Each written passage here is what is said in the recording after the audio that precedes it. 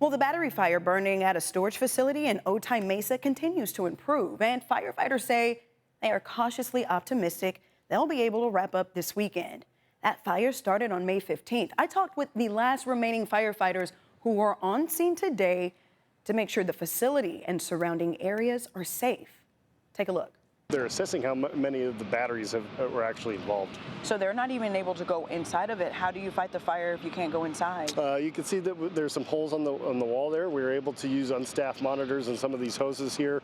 The fire engine is still connected into the fire suppression sprinkler system. That's Mike Cornett. He's the fire captain for CAL FIRE, still working to keep the battery fire at this industrial storage facility in Otay Mesa safe.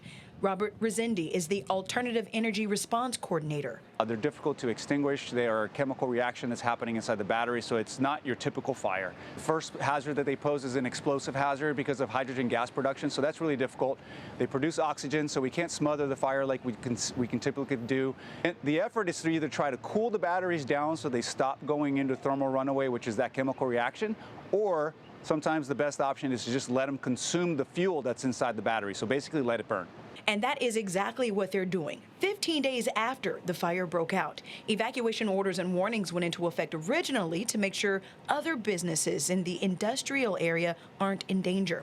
There aren't any homes nearby that were threatened, and the San Diego County of Environmental Quality came to check the air quality, giving firefighters who were wearing masks the all clear that the air outside the facility is safe.